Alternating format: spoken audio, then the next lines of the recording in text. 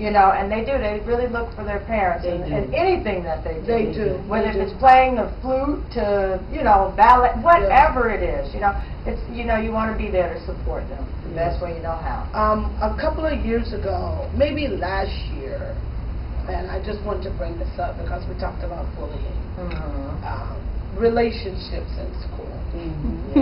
There was a young lady, and there was another young lady. And this young lady was in love with this young lady. And because she did not respond appropriately, she went home, she retrieved a gun, and she killed the young lady. Not only did she kill her, she killed her on the school campus, at school. So how do you feel about having relationships at school? Are there any tips you want to give a parent if their child is in a serious relationship, or if they're being threatened by someone at school because they don't want to be involved in a relationship? Well, my advice to parents is that they should, when your kids come home, first of all, you have to listen to your kids. Yes.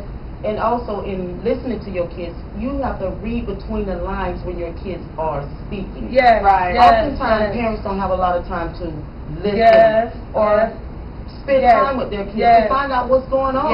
You know, if I'm in a relationship with someone else in school, you have to ask your kids these questions. Who are you involved with in school? You know, you have to intervene with your kids. Even though you have a busy schedule, you have to intervene. I have a relationship with my kids. Good. When I come home, when we get home, I ask, how was your day?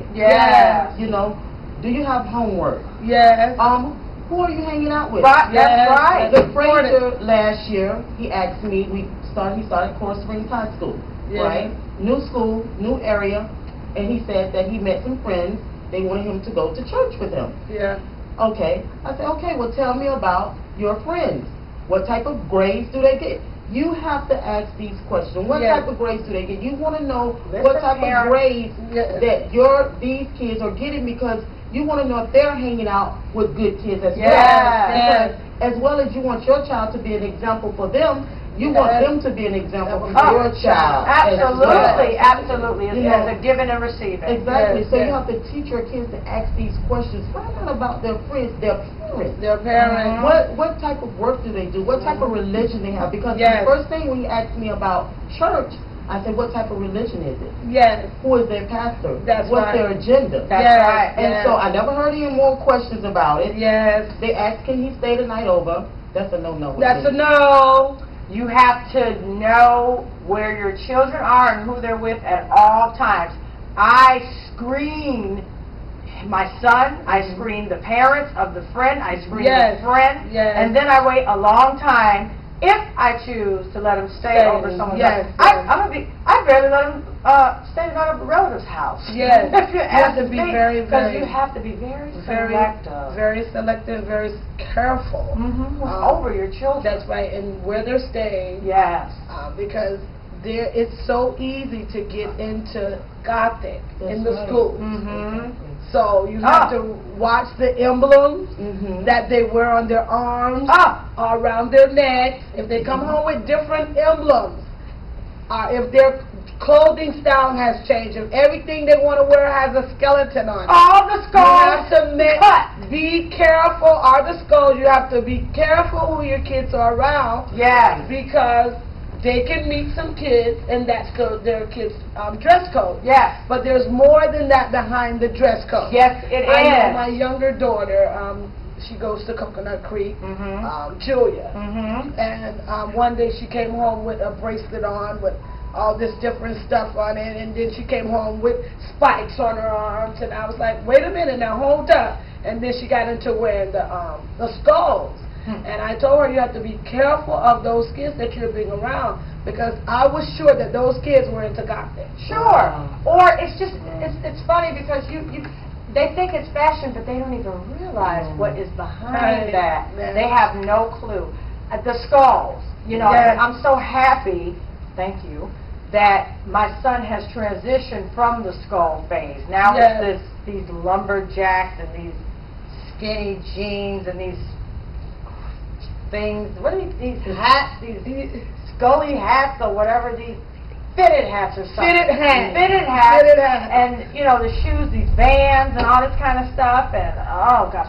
I said, okay, well, good. At least we don't have the skulls. You know? Yes. And then I tell him, I said, okay, the tight jeans, you are a guy. Yes. I don't believe in the tight jeans for a guy. So what they do is, actually they wear it, the boys wear it, because I was in the mall yesterday, school shopping, and I was like, I can't distinguish the difference between the guys and the girls. But then my son was like, Ma, you wear a baggy. So, you know, I'm looking and they're skinny jeans, but they're baggy, but that's the fad right now. I remember when I was in school. Yeah, we had all different with no skulls. No skulls. No skulls. Yeah, but my daughter, she loves the skulls, and I cannot wait till she transitions. She shops at Hot Topic. And Hot Topic has nothing but skulls. Everything in that store is dark. Did you see the workers at the store? No, I don't go in there. Her and Dad does the shopping. I don't shop with them. So she went school shopping. Have you done your school shopping yet, Miss Linda? No, I'm a last-minute shopper. Well, I'm one of those. Yeah, well, my daughter went into Coral Ridge or Coral Springs Mall, and I allowed her to go shopping with her dad for school clothes. She came home with this as her book bag. This is the latest fashion. And they don't wear them on their backs anymore. Wait, let's see this. Hold on. Let's open this up. Is there like any room in here to carry anything, or it's just more for cute stuff? It's for cute stuff. Well, it's supposed to be a book bag, and it's supposed to, I guess you can carry your iPod, your phones, your cassettes, but I really don't see where you can put any books. No. That's what I mean. Yeah.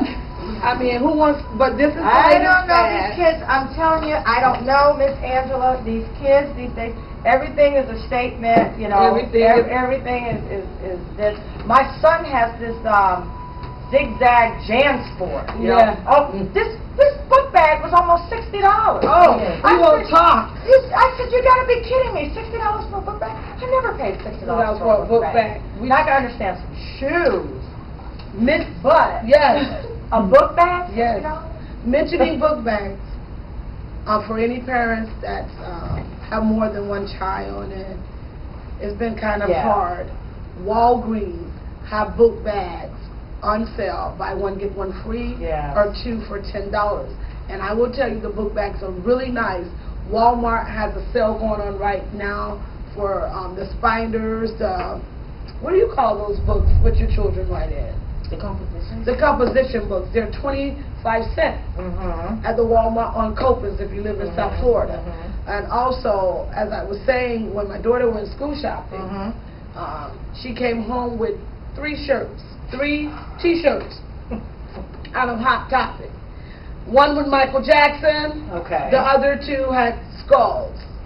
And she's really into the skulls, so but I've explained to her, I really talked to her about it, so I'm hoping that she transitioned out of that. And it's the skinny jeans, I understand that, but parents, make sure you get what the children need, not what they want. We said that earlier. Yes. And again, you want to take advantage and be a wise consumer this time of year, because again, you don't want to overspend. You want to get what the children need, and not most of what they want. You know, so everybody can be satisfied. You know. I actually particularly